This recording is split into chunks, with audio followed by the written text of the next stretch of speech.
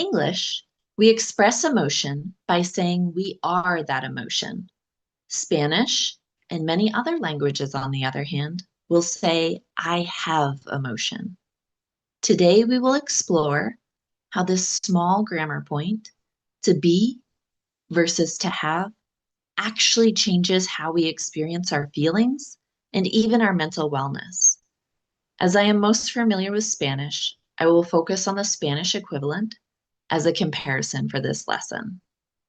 It's a powerful lesson about the link between language and culture.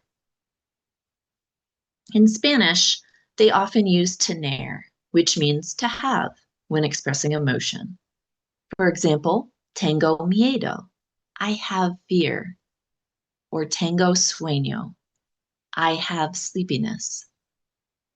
For emotions expressed with to be, they have a separate word indicating to be temporarily something. Estar, which is different than ser, which is to be permanently something in Spanish. In Spanish, emotion is an object or thing you are holding or a temporary state. It is separate from you and not a permanent part of who you are. In English, on the other hand, there is only one to be, which is normally used for permanent things, like I am a teacher or the sky is blue. When we express emotion in English, we say, I am afraid or I am sleepy. This means the emotion is a state. It is a part of who you are. That's the key difference. Possession versus identity. When we use it for feelings, it can be very heavy. It makes us feel like the sadness surrounds us, like thick fog. It becomes a part of who we are.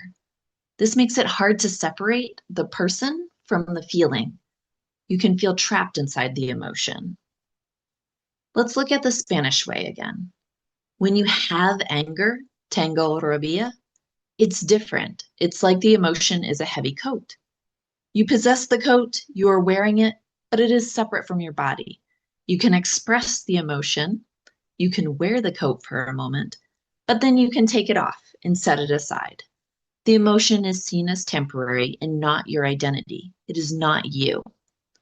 This difference has real effects on culture because in Spain, the emotion is something you have rather than who you are. There is more freedom to briefly share emotions and then release them. You can be very passionate about something, you can yell, you can cry, and then you can stop and go back to normal. The expression is seen as temporary, like putting down the coat. It is easier to show anger or sadness without becoming stuck in that emotion. When I lived in the US, emotions stayed with me longer. If I was sad or angry about something, I could hold on to this sadness or anger for days. When I moved to Spain, I learned to feel and release these emotions. This connects directly to mental wellness. Look at the two mindsets. On the one hand, if I am anxious, the identity struggle, to stop being anxious, I must change my fundamental self. That's a huge, overwhelming project. Sometimes this leads to higher rates of seeking help because changing your identity feels like a life or death mission. On the other hand, if I have anxiety, the possession mindset, the self is safe. I simply need to learn how to put down the heavy object. The core me remains intact, even when the burden of the feeling is heavy. So the core question this difference in language creates in our minds is, am I my sadness? When English tells us we are our feelings, we can feel trapped. It makes the path to happiness seem more complicated. We ask ourselves, if I am sad, how do I stop being me? It's a powerful idea. Language doesn't just describe reality, it shapes it.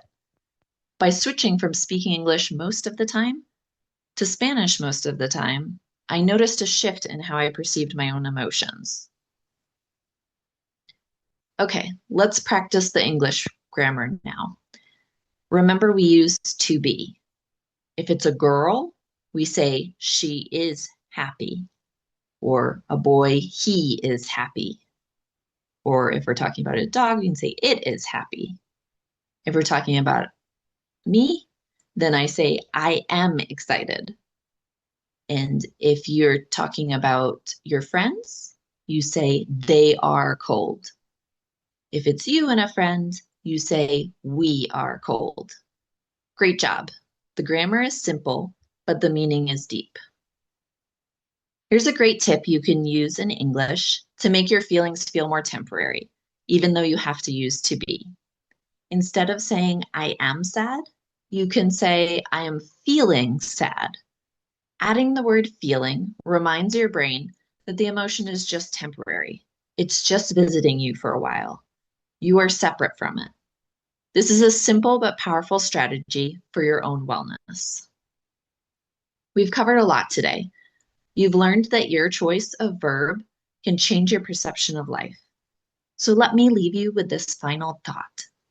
How do you want to express your emotions? Do you want to be them, or do you want to just have them? Think about that the next time you speak English. Thank you so much for watching. I hope this lesson gave you a new perspective on English grammar and mental wellness. If you have any questions or comments or suggestions for future lessons, put them below. For practice, tell me, I am feeling right now, and tell me how you're feeling. But remember, whatever you're feeling, it's only temporary. Like and subscribe for more comprehensible input English lessons.